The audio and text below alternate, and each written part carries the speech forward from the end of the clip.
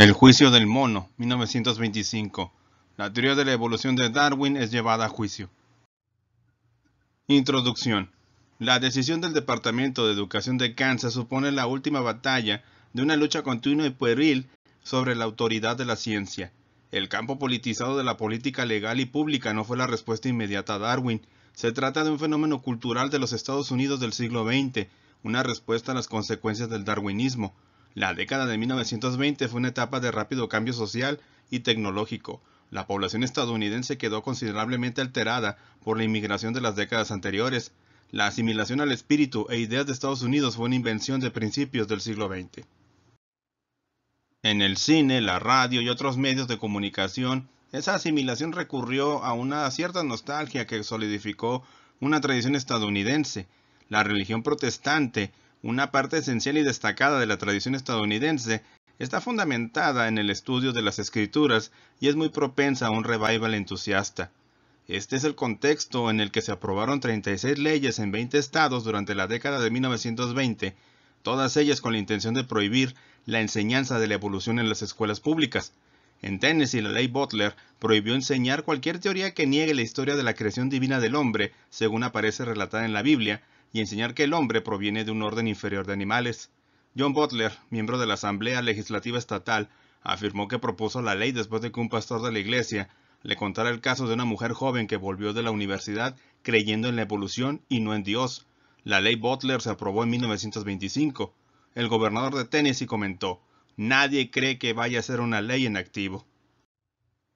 Se activó debido al profesor John Scopes y su juicio en Dayton, Tennessee, el infame juicio del mono. Actualmente este juicio es un icono cultural sobre valores, los valores de la ciencia y de la libertad de expresión como comprensión moderna de la tradición estadounidense, en contraposición a la religión fundamentalista y al prejuicio estrecho de miras que fueron sus desgraciados antecedentes históricos. La interpretación existe independientemente de los sucesos y a menudo es contraria a ellos. El juicio del mono no ocurrió porque John Scopes hubiera sido encarcelado por violar la ley Butler, una condena no contemplada por dicha ley, cuya máxima penalización era una multa de $100. Tuvo lugar porque la Unión Americana de Libertades Civiles, ACLU en sus siglas en inglés, deseaba aprobar la ley y un ciudadano de Dayton, George W. Rapalilla, estaba dispuesto a darla a conocer. Rapalilla insertó un anuncio en un periódico de Chattanooga en el que solicitaba a un profesor dispuesto a llevar a los tribunales la ley Butler, con todos los gastos pagados, y al final convenció a un reticente Scopes. La ACLU fue debidamente informada. El docente J. T. Scopes, profesor de ciencias en el Instituto de Enseñanza Secundaria Rea County, será detenido y acusado de enseñar evolución. Sin embargo, Scopes no era un profesor de ciencias, se había especializado en leyes y en realidad jamás había enseñado evolución. Había sustituido al profesor de biología durante 2 semanas porque estuvo enfermo a finales del año escolar. Normalmente enseñaba matemáticas y era el entrenador del equipo de fútbol.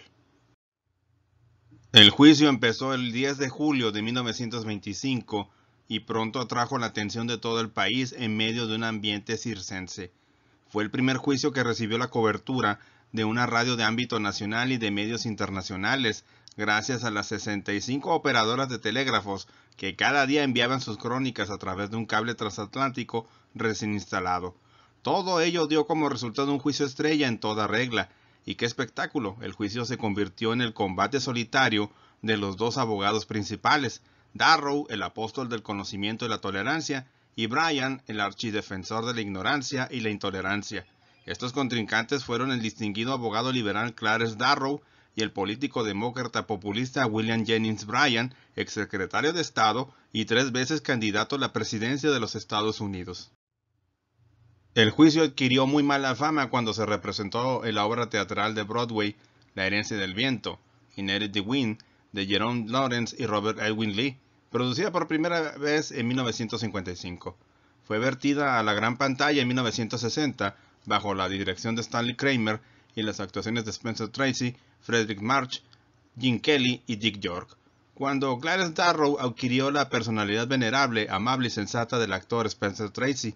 La herencia del viento, ampliamente versionada, ha entrado a formar parte de la cultura como el concepto que la mayoría de personas tiene sobre el juicio de Scopes.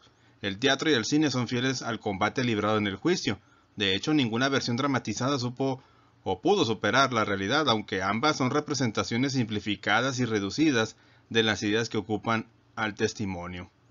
En esta imagen vemos un fotograma de la película Heredados del Viento, La herencia del viento, o título original en inglés Inherit the Wind, basada en la obra de teatro del mismo nombre. Fue llevada a la pantalla grande en 1960 y dirigida por Stanley Kramer. Spencer Tracy asume el papel de Henry Drummond, abogado defensor de Bertrand T. Cates, interpretado por Dick York, acusado de enseñar la teoría de la evolución de Darwin en una secundaria del ficticio pueblo de Hillsborough. En el papel del fiscal, el actor Frederick March asume el rol de Matthew Harrison Brady, encargado de defender la reciente ley que penaliza la enseñanza de la evolución según Darwin.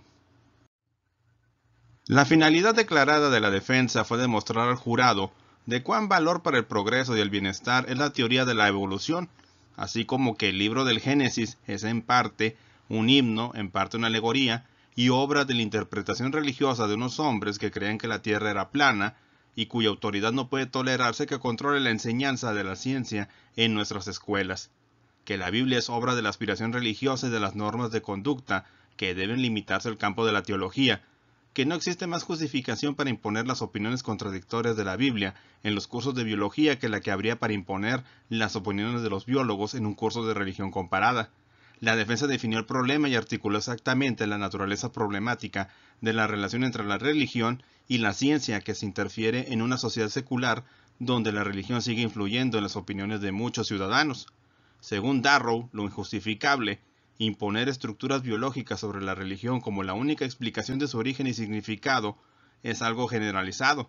Para los genetistas fundamentalistas de la variedad del gen egoísta, o los sociobiólogos y los psicólogos evolucionistas, ese es un precepto básico. Evidentemente, está relacionado con el ascenso de las actuales reacciones violentas de la religión fundamentalista. El juicio de Scopes se considera de forma correcta, aunque a menudo por razones equivocadas, como un combate de la autoridad de la ciencia contra los dominios de la religión, donde ésta se define como un único credo en particular.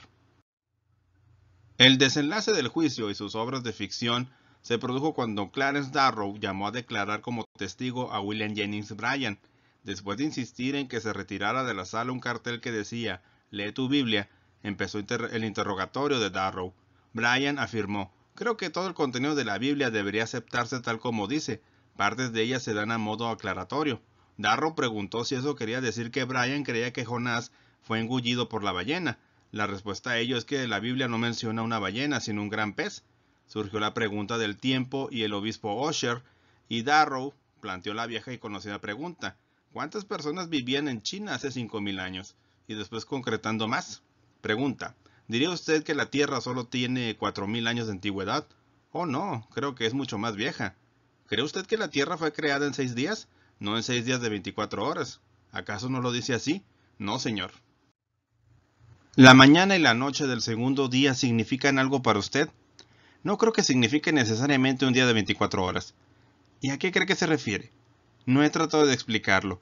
Si lee el segundo capítulo, el versículo 4 del segundo capítulo dice: «Estas son las generaciones de los cielos y de la tierra, cuando fueron creadas en el día en que el Señor creó la tierra y los cielos». La palabra día en el capítulo siguiente se utiliza para describir un periodo. No creo que haya ninguna necesidad de interpretar esas palabras «en el día en que el Señor creó la tierra y los cielos» como que significa necesariamente un día de 24 horas. ¿Cree usted que no fueron días en el sentido literal del término? No creo que fueran días de 24 horas. ¿No lo cree? No, pero creo que sería igual de fácil para el tipo de Dios en el que creemos crear la Tierra en 6 días, en 6 años, en 6 millones de años o 600 millones de años. No creo que sea importante que creamos en una u otra posibilidad. Este extracto no es el resumen habitual del testimonio, no es exactamente la versión incluida en la herencia del viento. Apócrifamente, Bryan cayó de lleno en la trampa de Darrow al negar el creacionismo de la Tierra joven, que es una dudosa prueba de la evolución, y por supuesto no una postura que Bryan estuviera especialmente dispuesto a defender. Convertir el juicio del mono en su perspectiva reducida de libertad de expresión y libertad contra el prejuicio religioso es aceptar las consecuencias que se derivaron de todo ello. Bryan puso en evidencia el concepto cristiano básico y de hecho religioso de Dios. Influye en todas las posturas religiosas y puede conducir a una variedad de respuestas a la evolución que incluye un cuestionamiento crítico que es válido, razonable y pertinente. Un concepto de este tipo explica por qué, a pesar de que el Génesis es parte himno, parte alegoría, La humanidad es distinta del resto de la creación, aunque ambos evolucionaron. La humanidad es capaz de crear ella misma, de recibir enseñanzas o revelaciones de inspiración divina, y en virtud de estas condiciones especiales, reconocer la aspiración religiosa y las normas de conducta en todas las circunstancias, incluso en el funcionamiento y las acciones de la ciencia. El argumento religioso no trata sobre afirmaciones científicas, en el sentido estricto de si éstas son precisas o no, sino sobre las intenciones y finalidades de este conocimiento, cómo se adquiere y utiliza. Desde una perspectiva religiosa existe una dimensión moral y ética en todo, incluida la ciencia. Nada está exento de valores o es neutral, todo cuenta. La evolución per se resulta irrelevante para este argumento, a menos que la ciencia argumente intencionadamente que en virtud de la evolución el hombre es un ser puramente material. En el siglo XX, esta interpretación ha sido más prominente y destacada. Se defiende que los genes son el único programa determinante de todos los seres vivos. Los genes se han convertido en un código moral alternativo, nuestra única fuente de normas de conducta. Lo que conduce y determina la vida es el imperativo genético para sobrevivir y reproducirse a expensas de todo lo demás. No son únicamente los fundamentalistas cristianos, cuya concepción de la religión les obliga a plantearse si eso es buena ciencia y buena filosofía natural, quienes tenían derecho a preocuparse por los caminos que tomaría el predominio del pensamiento darwinista. El juicio de Scopes no fue el fin de la contienda, ponen de relieve ciertos temas que la gente continúa debatiendo con inquietud fuera de un ambiente circense. Las cuestiones religiosas que conforman el núcleo del juicio de Scopes sustentan debates actuales. Si la ciencia es un dios, una fuente humana de máxima autoridad, las vidas de a quienes afecta requieren una mayor responsabilidad por parte de la ciencia. La defensa en algunos momentos del juicio expresó su deseo de armonizar las posturas de ambas partes, un objetivo que todavía desea la inmensa mayoría del pueblo estadounidense. Si no ha habido reconciliaciones tanto por el síndrome de la herencia del viento, una estratagema invocada por los científicos que tienden trampas a los creacionistas, como por los creacionistas extremos de la Tierra joven. Y así llegamos al final de este video. Espero que la información que han recibido sea de su interés y agrado. Por mi parte no me queda más que agradecerles y esperarlos en el siguiente.